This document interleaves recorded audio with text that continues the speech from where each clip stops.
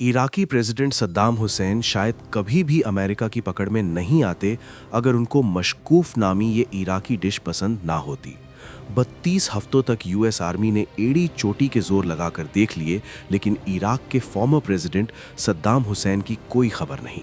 इस मिशन पर ना सिर्फ यूएस मिलिट्री दिन रात काम कर रही थी, बल्कि US special forces, CIA, defence intelligence agency, national security agency और FBI का भी काफी बड़ा रोल था। हजारों की तादाद में इन इदारों के लोग सिर्फ एक शख्स को ढूंढ रहे थे, सद्दाम हुसैन। अमेरिका को इस शख्स से ऐसा क्या खतरा था और आखिर उन्होंने सद्दाम हुसैन को जमीन से 6 फुट नीचे एक छुपी हुई कब्र के अंदर कैसे ढूंढ निकाला? अनटोल्ड ट्रूथ्स की वीडियोस में एक बार फिर आपका स्वागत है। ये कहानी शुरू होती है अमेरिका में हुए 9/11 अटैक्स के बाद, जब अलकायदा ने न्यूयॉर्क और वॉशिंगटन DC पर हमले किए थे। इस वाक़े को लेकर अमेरिका का गुस्सा पूरी दुनिया ने देखा। उस वक्त अमेरिकन प्रेसिडेंट जॉर्ज बुश ने डिसाइड किया कि जो भी टेररिज्म को सपोर्ट करेगा उसको टारगेट किया जाएगा। बेशक सद्दाम हुसैन, जो उस वक्त इराक के डिक्टेटर थे, डायरेक्टली 9/11 में शामिल नहीं थे, लेकिन अमेरिका को लगता था कि सद्दाम हुसैन इन टेररिस्ट ग्रुप्स को इनडायरेक्टली सपोर्ट करते हैं। पर इराक पर डायरेक्टली हमला करने के लिए ये इल्ज़ाम काफ़ी नहीं था।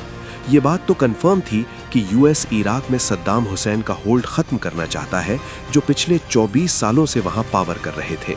इसलिए इराक में सद्दाम हुसैन की पावर ख़त्म करने के लिए और वहाँ हमला करने के लिए यूएस को कोई ठोस वजह चाहिए थी, जिसके लिए अमेरिका ने ये दावा करना शुरू किया कि सद्दाम हुसैन इराक में वेपन्स ऑफ मास डिस्ट्रक्शन छुपा रहा है, यानी कि न्यूक्लियर वेपन्स। इसी बात के सहारे मार्च 2003 में अमेरिका ने इराक पर हमला कर दिया। इस काम में अमेरिका का साथ दिया यूके, ऑस्ट्रेलिया और पोलैंड की मिलिट्री ने, जो लड़ते लड़ते सिर्फ 3 हफ्तों में इराक के कैपिटल बगदाद तक पहुंच गए। इराक पर हमले के पहले ही दिन प्रेसिडेंट सद्दाम हुसैन परेशान हो गए और जब अमेरिकन मिलिट्री बगदाद पहुंची तो उन्हें सद्दाम हुसैन का कहीं कोई नामो निशान नहीं मिला। यूएस टैंक्स और ट्रूप्स ने बगदाद पर कब्जा करके सद्दाम हुसैन की 24 साल की पावर पलट दी।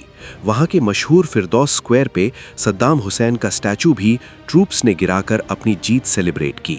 पर सद्दाम हुसैन का स्टैचू तो गिर चुका था, लेकिन असली सद्दाम हुसैन को ढूंढ कर गिराना शायद इतना आसान नहीं होने वाला था। अब सद्दाम और उनकी गवर्नमेंट के टॉप ऑफिशियल्स को ढूंढना अब यूएस मिलिट्री की फर्स्ट प्रायोरिटी थी। यूएस मिलिट्री के एक सोल्जर को फुल पावर दी गई कि सद्दाम और उनके 50 ऑफिशियल्स को कहीं भी देखा जाए तो उन्हें जिंदा या मुर्दा किसी भी हालत में पकड़कर पेश किया जाए। पर इन मोस्ट वांटेड की लिस्ट में टोटल 52 ऑफिशियल्स थे।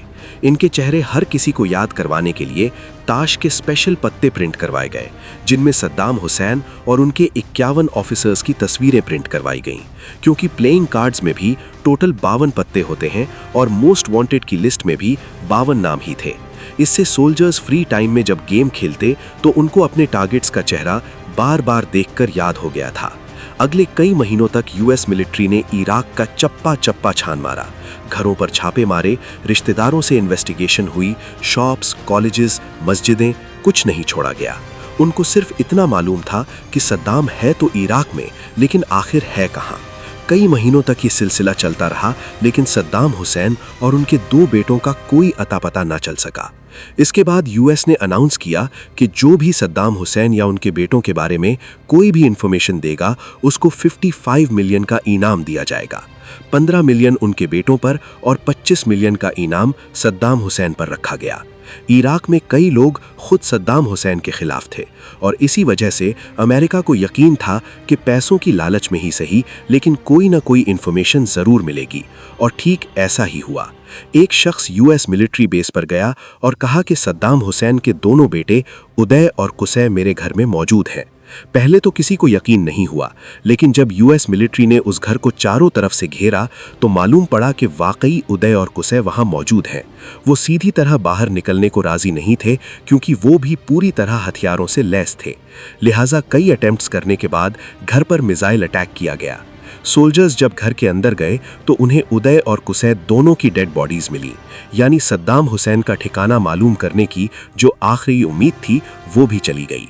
लेकिन यूएस मिलिट्री ने इसको अपनी हार नहीं मानी। दूसरी तरफ सद्दाम हुसैन के कई साथियों को ढूंढकर जिंदा अरेस्ट भी किया गया था, लेकिन कहीं से भी कोई इंफॉर्मेशन नहीं मिली। अब 4 महीने गुजर चुके थे और बात यहां तक पहुंच गई कि यूएस मिलिट्री अब ये सोचने लगी कि शायद सद्दाम हुसैन भी किसी हमले में मर चुका है। यही सोचते हुए यूएस मिलिट्री की कोशिशें भी कम होने लगीं। ना तो किसी मिलिट्री ऑपरेशन और ना ही कोई इंटेलिजेंस रिपोर्ट सद्दाम हुसैन के जिंदा होने का इशारा दे रही थी।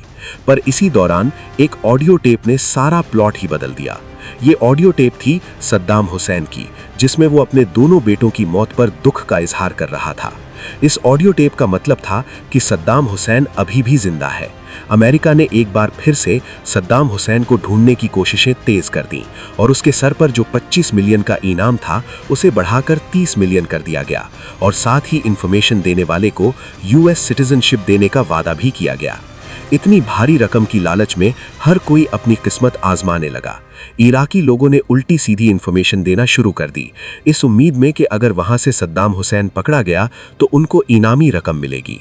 पर इससे अमेरिका का काम और ज्यादा मुश्किल हो गया। ताश के पत्तों पर छपे तकरीबन सारे लोग ही पकड़े जा चुके थे। सिर्फ कुछ ही बचे थे जिनमें सद्दाम हुसैन भी शामिल था। इसी दौरान डिफेंस इंटेलिजेंस एजेंसी के एक सार्जेंट एरिक मैडक्स ने ताश के पत्तों से हटकर बिल्कुल अलग सिमत में सोचना शुरू किया। उसने देखा कि जिन लोगों को मोस्ट वांटेड की लिस्ट में डाला गया था वो मोस्टली सद्दाम हुसैन की गवर्नमेंट के टॉप ऑफिशियल्स थे। उनकी पावर सद्दाम हुसैन से थी, ना कि सद्दाम हुसैन उनसे। इस वक्त सद्दाम हुसैन को अगर सबसे ज्यादा किसी की जरूरत होगी तो वो है उसके बॉडीगार्ड्स। सद्दाम हुसैन के बॉडीगार्ड्स 3 कैटेगरीज में बटे हुए थे। एक उसके महल की प्रोटेक्शन करते थे, दूसरे पहले से उस जगह को जाकर क्लियर करते जहां सद्दाम को जाना होता था, और तीसरे थे हम। ये गार्ड्स हर वक्त सद्दाम हुसैन के साथ रहते थे और इस वक्त सद्दाम हुसैन को सबसे ज्यादा इन्हीं की जरूरत हो सकती है। एरिक मैडक्स ने इन गार्ड्स को ढूंढने के लिए सद्दाम हुसैन के होम टाउन टिक्रीट जाने का फैसला किया। वहां उसने सद्दाम हुसैन के एक बॉडीगार्ड मोहम्मद इब्राहिम उमर के बेटे से कुछ इंटरोगेशन की, लेकिन ये बॉडीगार्ड भी कहीं मिसिंग था। फिर उसकी मुलाकात सद्दाम हुसैन के एक बहुत पुराने नौकर से हुई, जहां से कुछ खास तो नहीं, लेकिन ये मालूम पड़ा कि सद्दाम हुसैन को मशकूफ नामी डिश बहुत पसंद है, जो कि इराक में एक मछली से बनाई जाती है। यहाँ मैडक्स को याद आया कि सद्दाम हुसैन के बॉडीगार्ड मोहम्मद इब्राहिम उमर के बेटे ने इंटरोगेशन के दौरान बताया था कि उसके बाप को फिशिंग का बहुत शौक है और वो एक फिश फार्म का मालिक भी है जो समैरा नामी शहर में मौजूद है। मैडक्स जब फिश फार्म पर पहुंचा तो वहां मोहम्मद इब्राहिम उमर तो नहीं, लेकिन 2 मछेरे जरूर मिले। इन मछेरों का डायरेक्टली इब्राहिम उमर से कोई कनेक्शन नहीं था, पर उनमें से एक इराकी गुरिल्ला फाइटर का कजिन निकला। आपको यहाँ बताते चले कि जब सद्दाम हुसैन का तख्त उलट दिया गया तो उसके क्लोज मिलिट्री ऑफिशियल्स ने अमेरिकन मिलिट्री के खिलाफ गुरिल्ला वॉर शुरू कर दी थी। ऐसा माना जा रहा था कि ये गुरिल्ला फाइटर्स इब्राहिम उमर के इशारे पर चलते हैं, जो कि सद्दाम हुसैन का सबसे क्लोज बॉडीगार्ड था। मछेरे ने अपने एक अंकल का जिक्र भी किया जिसका घर बगदाद में है।